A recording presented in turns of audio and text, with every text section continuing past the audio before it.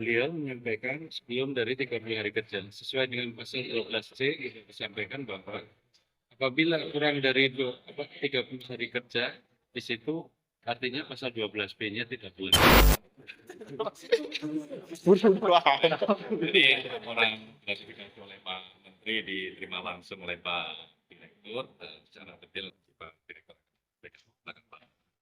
Terima kasih. Jadi tadi beliau sudah menyampaikan terkait laporan gratifikasi dan nanti tentunya dari kami ada beliau bagusnya di sini adalah memberikan begitu dia menerima gratifikasi kurang dari 30 hari kerja langsung menyampaikan laporan gratifikasi. Dan kita setelah 30 hari kerja menyampaikan gratifikasi, kita akan melakukan verifikasi diverifikasi, kemudian termasuk kelengkapan dokumennya yang memang diperlukan. Nanti sesudah itu kita kasih waktu kurang lebih 20 hari kerja. Nah, nanti kita ada batas waktunya hanya 30 hari kerja untuk menetapkan statusnya menjadi atau status pemilik negara atau milik terima. Maksud nanti ketika harus secara statusnya harus untuk status kepemilikannya, itu pun juga kita akan sampaikan untuk status SK-nya itu kan ditandatangani oleh pimpinan. Jadi ini kan berjenjang karena sesuai dengan aturan yang baru untuk leveling menteri yang tandatangani oleh pimpinan. Nah, kalau selanjutnya misalkan diputuskan itu adalah sebagai gratifikasi gitu misalkan. Yeah. Nah, dalam kasus Menak ini apa tuh Pak konsekuensinya gitu? Karena kan pemberiannya fasilitas gitu, Yeah. bukan barang. Karena gini, kembali ke aturan pasal 12 besar bahwa selama menteri itu kan adalah penyelenggara negara, dan di sini batas waktu adalah 30 hari kerja. Beliau menyampaikan sebelum dari 30 hari kerja, sesuai dengan pasal 12C, disampaikan bahwa apabila kurang dari 30 hari kerja, di situ artinya pasal 12B-nya tidak boleh. Nah, nantinya tentunya kalau nanti kemudian kita menetapkan SK, misalkan untuk memberikan sebagai kompensasi, nanti kita akan sampaikan secara SK-nya bahwa ini harus diganti sekian. Dia harus menyampaikan gitu. Jadi realnya gitu. Itu karena gratifikasi adalah ranahnya di sini adalah fungsi sebagai pencegahan.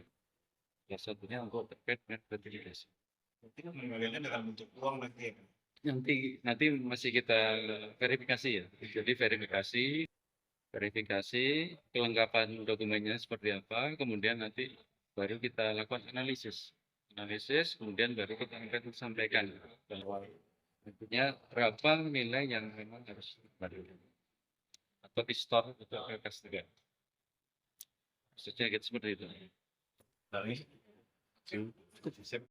Ya, pertama ini yang beberapa kalinya saya datang ke KPK. Pertama kali juga saya waktu itu menyerahkan pemberian dari seseorang yang saya duga itu mungkin terkait dengan haji pada waktu itu. Saya serahkan ke KPK. Dan beberapa kali lagi saya juga sering konsultasi kepada KPK apakah ini masuk hal yang seperti apa ya. Dan kali ini saya datang lagi ya itu menyampaikan tentang terkait dengan kemarin kepergian saya di menjalankan tugas di Sulawesi Selatan ya, di Makassar untuk menggunakan pesawat khusus itu ya, karena jam 11 malam kan nggak mungkin ada pesawat lagi ke sana dan besok paginya balik lagi kan ada persiapan sidang isbat. Nah, saya datang ke sini untuk menyampaikan hal ini dan alhamdulillah sudah berjalan lancar dan itulah tekad saya ingin menjadi contoh ya, terhadap para bawahan kami, nanti staf kami di seluruh lapisan bawah kami kan sampai di tingkat KPK. Nah, kemudian juga mungkin para penyelenggara yang lain mudah-mudahan bisa menjadi pembelajaran buat teman-teman yang lain. Mari kita mencoba untuk mendukung seluruh gagasan-gagasan yang telah kita sosialisasikan, terutama dari KPK. Mari kita menjadi penyelenggara negara yang baik, ya. Laporkan apapun yang mungkin syubhat buat kita, laporkan apa adanya. Jadi kita jangan khawatir. Kalau memang itu ada konsekuensinya, ya kita harus siap bertanggung jawab. Mudah-mudahan hal ini adalah contoh yang baik untuk siapapun juga yang sebagai penyelenggara negara. Terima kasih. Setidaknya pada laporan hari ini Pak Menteri menyampaikan 3 hal.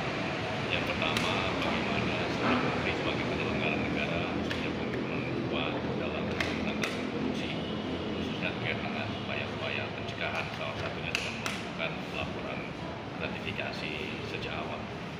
Yang kedua, Pak Menteri tadi menyampaikan juga bahwa ini juga menjadi teladan yang positif, tentunya tidak hanya Kementerian Agama, tapi juga di seluruh jajaran penyelenggara negara maupun ASN di seluruh Indonesia. Kita dari awal melakukan mitigasi-mitigasi, khususnya pencegahan korupsi. Yang ketiga juga ini menjadi edukasi kepada masyarakat dan juga pihak swasta agar juga tidak memberikan suatu hadiah atau bentuk-bentuk lainnya kepada penyelenggara negara ataupun ASN. Baik, yang kasih juga Pak. Pak, tadi apa aja Pak yang diisi di dalam Pak?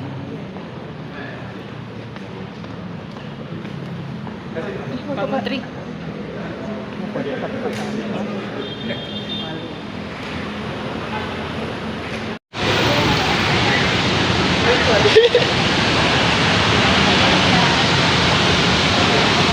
Ya, pertama ini yang beberapa kalinya saya datang ke KPK.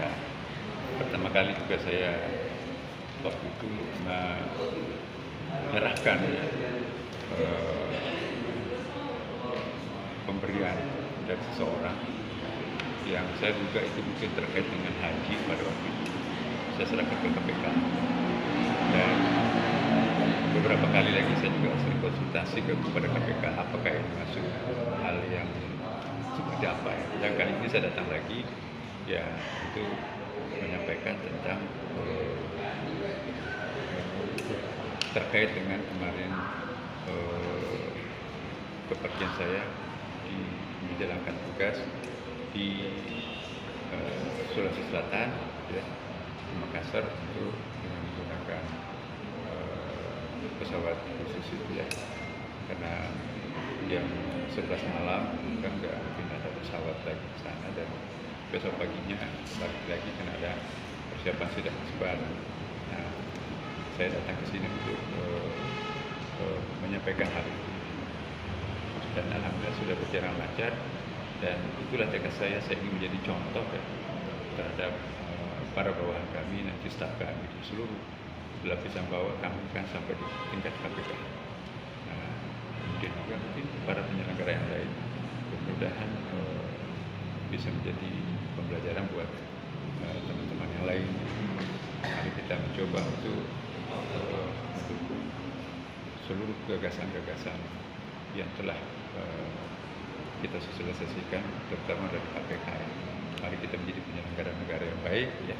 Laporkan apapun yang mungkin syubhat buat kita, laporkan apa adanya. Jadi kita jangan khawatir. Kalau memang itu ada konsekuensinya, ya kita harus siap bertanggung jawab. Mudah-mudahan hal ini adalah contoh yang baik untuk siapapun juga yang sebagai penyelenggara negara. Terima kasih. Setidaknya pada laporan hari ini Pak Menteri menyampaikan 3 hal. Yang pertama, bagaimana seorang menteri sebagai penyelenggara negara punya komitmen kuat dalam pemberantasan korupsi, khususnya terkait dengan upaya-upaya pencegahan, salah satunya dengan melakukan laporan gratifikasi sejak awal. Yang kedua, Pak Menteri tadi menyampaikan juga bahwa ini juga menjadi teladan yang positif, tentunya tidak hanya Kementerian Agama, tapi juga di seluruh jajaran penyelenggara negara maupun ASN di seluruh Indonesia. Kita dari awal melakukan mitigasi-mitigasi, khususnya pencegahan korupsi. Yang ketiga juga ini menjadi edukasi kepada masyarakat dan juga pihak swasta agar juga tidak memberikan suatu hadiah atau bentuk-bentuk lainnya kepada penyelenggara negara ataupun ASN.